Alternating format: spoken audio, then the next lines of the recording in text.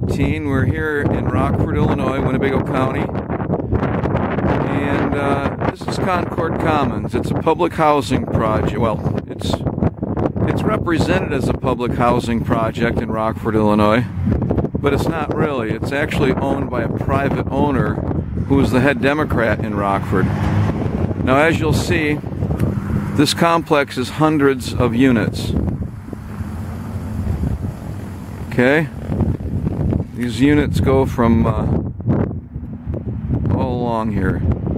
Now, this property is managed by Rockford Housing Authority. Once again, the owner, the top Democrat here in town, was the chairman of Rockford Housing Authority. So not only was he the private owner of a public housing project, he was the top Democrat, he was the owner of the property,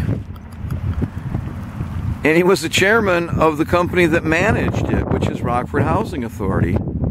Now, if you know how the Democrats work in Illinois, on election day, you'll have vans and school buses lined up out here to take everybody to go vote.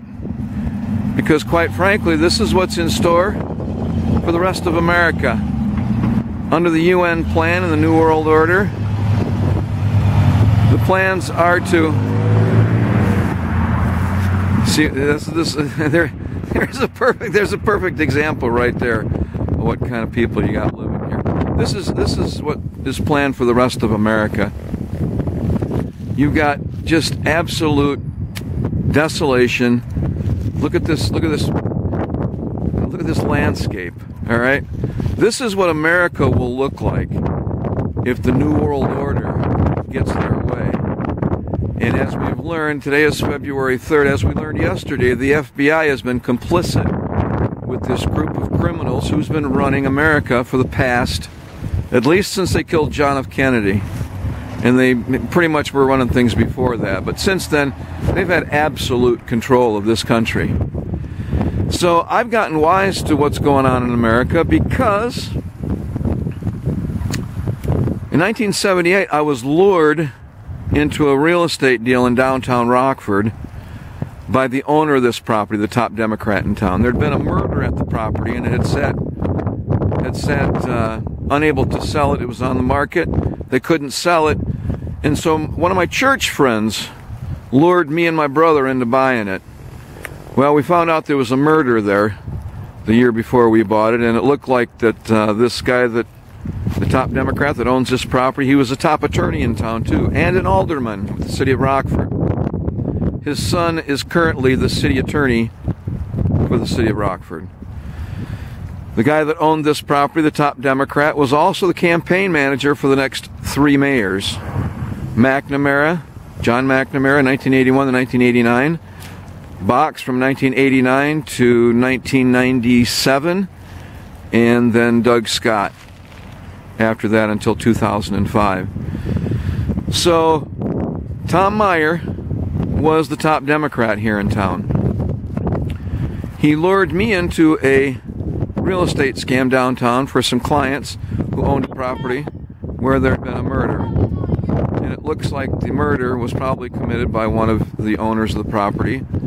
And I was lured in to kind of cover the tracks to sign on to the deed. So, this Tom Meyer character, he lured me in with a church member in 1978. That church member quit a month after I signed on to the property. Within 6 months, he had another agent of his who was a good friend of mine from high school. This good friend of mine from high school is named Bruno.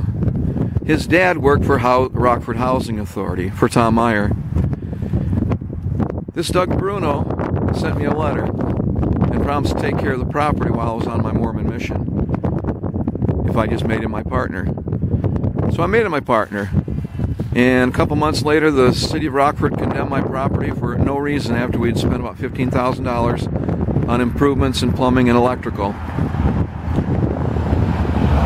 We went to Tom Meyer and asked him what to do. He said you can't fight City Hall, even though he was City Hall. Well, since then I learned I better become a journalist and figure out what's going on here in Rockford. And so since then I helped start a newspaper called the Rock River Times.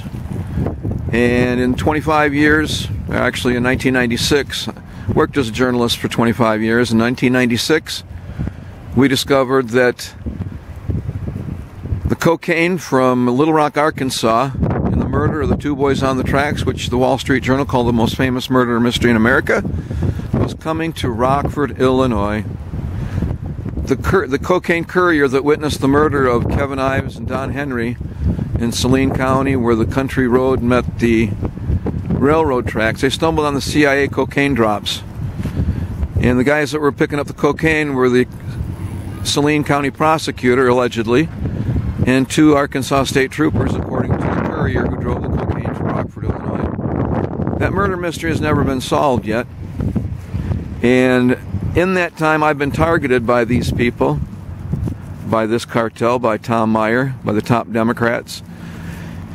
And as you'll know and have learned in the FBI MEMO, what this group of people do is they're protected by the FBI, because this all boils down to money. When you follow the money trail, it's all about the money. This Concord Commons here is where the political money comes from for all the dirty votes. Like I say, they line up the buses here on election day. And on election day, all these people are at the mercy of their landlord, the dirty top Democrat in town, Tom Meyer. Tom Meyer died in 2014. I won't say bless his soul. I don't think he had one. But what I found out in the past 6 months is that the person who owns my house was a partner of Tom Meyer. And now here's how that went. In 2002, the real estate partner that Tom Meyer set me up with in 1979, who then ended up getting my building condemned, got picketed by the labor union, who my partner Bruno's dad was the treasurer of. See, it's a cozy little system they got here, and it's all about the money. This is where all the money goes through. It's going to be used against the people here in town. It has been for 40 years. 40 years these guys have been running the show, and they're still in charge. Tom Meyer's son is the campaign manager to the current mayor of Rockford, Tom McNamara. Tom McNamara is named after Tom Meyer. And just to finish up here, how the money trail works, I found out in the past 6 months that the guy that owns my house was the banker, or I should say, he was the largest stockholder in the bank of the bank that mortgaged this property in 1978, October. Concord Commons never had to make a mortgage payment. You following me? Concord Commons never had to make a mortgage payment to Amcore Bank, at least up until 2000, when court records and depositions revealed what had happened. In 2000, there was a lawsuit where Concord Commons was sued because of a girl that had a pot of hot oil tip over on her. The attorney that sued Concord Commons, that sued Tom Meyer, ended up being my attorney in a lawsuit brought on by Tom Meyer's agent, Doug Bruno, in 2002. Larry Morrissey was that attorney. Larry Morrissey took my case in 2002. He fixed my case. He withheld the evidence, missed the 213 disclosure deadline, which left me without evidence to prove up my case. In 2006, they ended up stealing $500,000 from me, this cartel. The agents of Tom Meyer, a judge, an attorney who were law partners, Brian Larkin and Ron Perello. And then when Larry Morrissey became mayor, he turned me over to another attorney who ended up quitting a month before trial, and that's when I found out I had no evidence. So the dirty deeds that are done in this town are for a purpose. They're to keep the lid on the filthy people that are running Winnebago County, Rockford, Illinois. And as we've just found out, the FBI, how it protected the Clinton family, and how it tried to destroy Donald Trump, tried to frame him, who's the President of the United States right now, tried to frame the President of the United States. Do you see how little chance I had of fighting these guys here?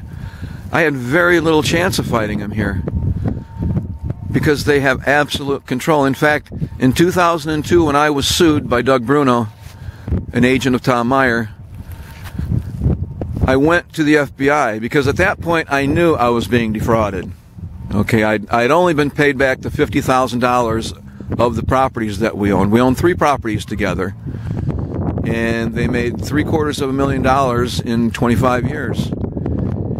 I was only paid back the $50,000 which I invested in 1983. I was the sole investor of our 3 properties.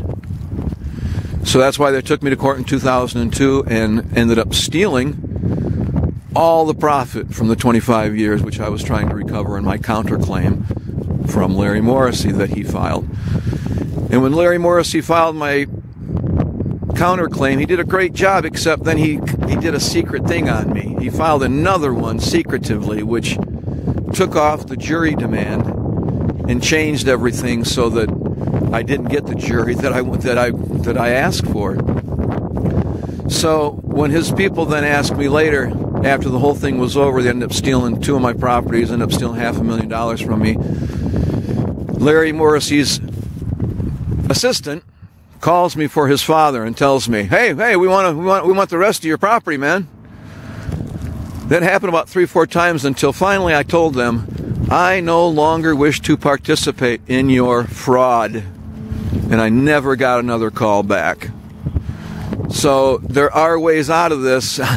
I luckily got one on that because I wasn't going to give them any more. I wasn't going to give them any more money for what they had done to me. So before the lawsuit in 2002, I went to the FBI and I brought the stack of documents and showed them how Doug Bruno, my real estate partner, whose handler was Tom Meyer, I took to the FBI agent named Casey Solana here in Rockford.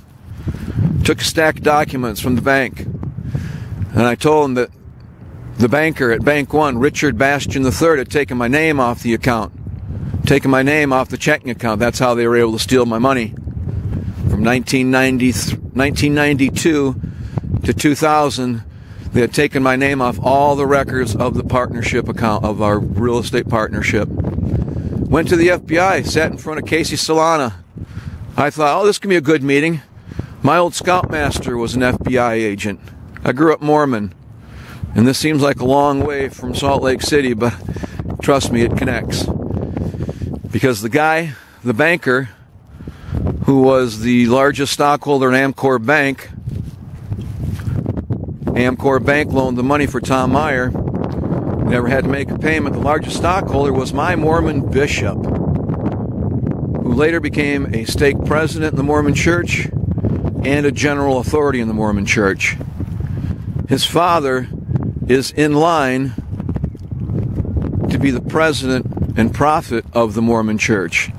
His father was a CIA recruiter at BYU, Brigham Young University, from 1970 to 1980, when they recruited more FBI and CIA agents than any other private college or public in the United States. The president of BYU then became a general authority, became an apostle. He'd never served a mission. He'd never been a bishop, never been a stake president, never been a mission president. He went straight from University of Chicago as a professor in law, Rockefeller University, right to the apostleship of the Mormon Church, and next in line to be the next prophet of the Mormon Church. So as an apostle today, we just had Thomas B. Monson die a couple weeks ago. And Russell M. Nelson is the new prophet of the church. But here's the catch. People don't know that the corporate structure in the church puts the president as the sole beneficiary of the assets of the church. Right now, as the Mormon church sits, there is the possibility that if this father-in-law of the owner, the former owner of Amcore Bank that financed Concord Commons, the largest cocaine outlet in Winnebago County for 40 years, if this man gets hold of the presidency of the Mormon church, he can sign over the assets of the $1 billion of the Mormon assets all across the country, can sign it all over to the New World Order, the CIA, and Joseph Smith's work will all be in vain. Joseph Smith was the founder of Mormonism.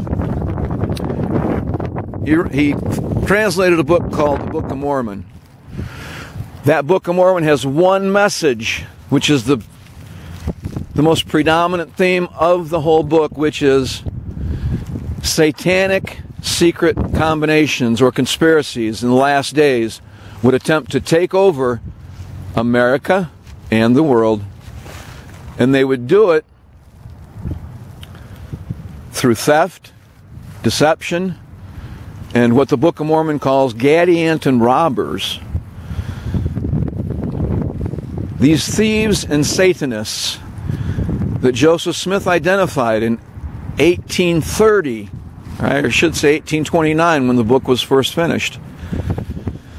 That book foretold that these satanic secret conspirators would infiltrate government and his own church.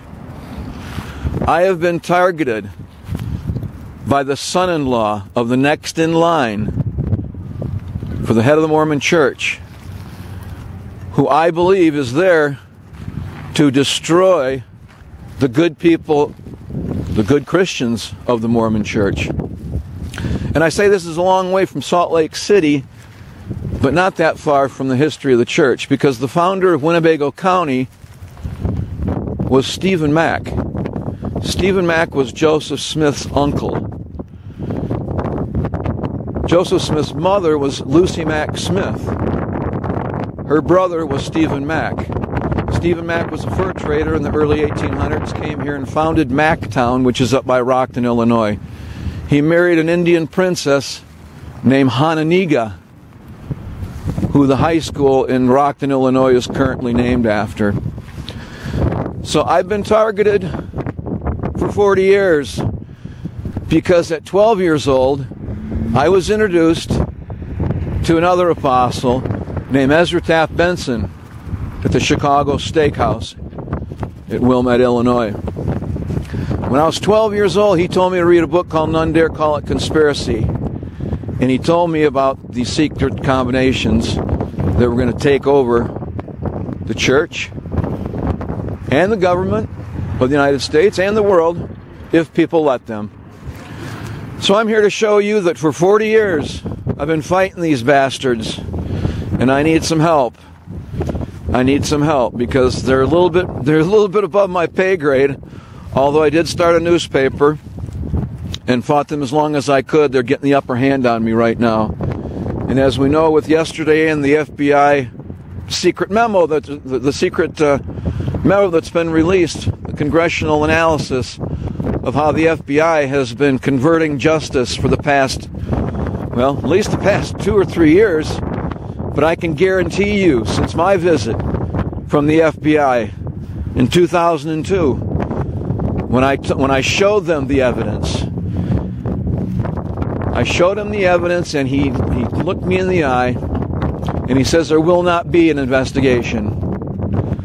So I started writing down on my pad, there will not be an investigation. I said, why won't there be an investigation? He says, we protect the bank's rights, not yours. Let me say that again. Casey Solana, the FBI guy that I talked to in 2002, told me he was not going to investigate the fact that Richard Bastian III and Doug Bruno had taken my name off all the records of my checking account from my real estate partnership. of which I was the sole owner and investor. So as I'm writing this down on the pad, he says, "What you writing down?" I said, "What you just told me." He said,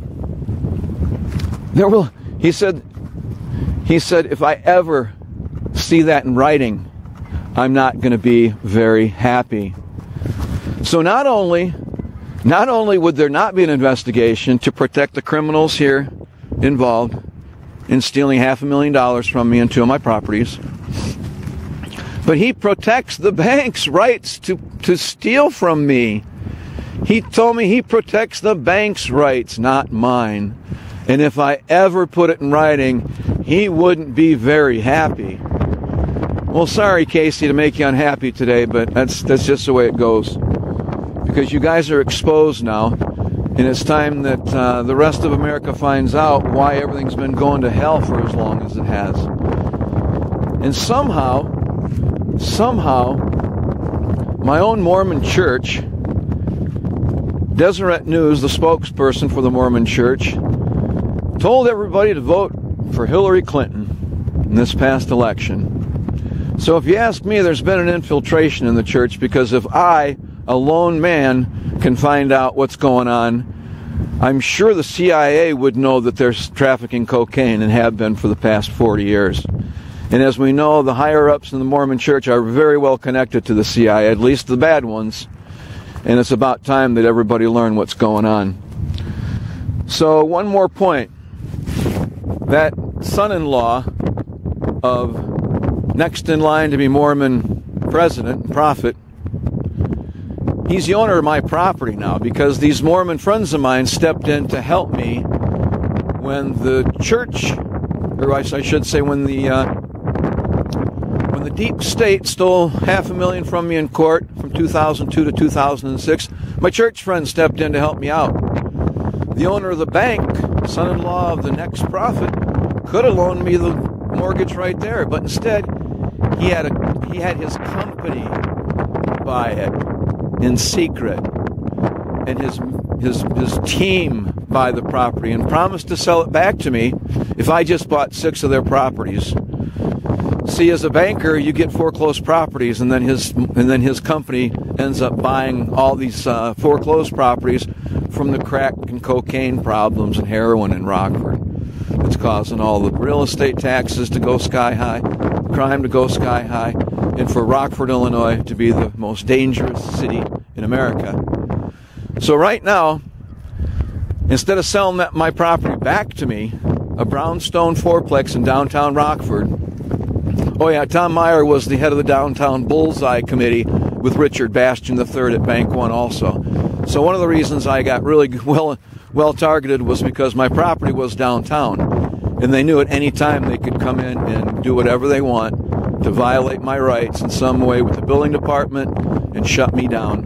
Well, that's what's going on right now, and that's why I'm making this video. Because right now, these guys need to be exposed. There's a criminal cartel that is operating within the Mormon Church locally here, and it's all about real estate, and I won't even talk about the sex clubs or the pedophilia. So I'm going to sign out right now. I can say I'm here in Rockford, Illinois. It's February 3rd, 2018. My name is John Beister. I'm a target of the Deep State, Deep Church Cocaine Cartel, and here I am exposing it. So do some research and find out just exactly what I'm telling you is the truth. So I'm going to sign out. Thanks for listening.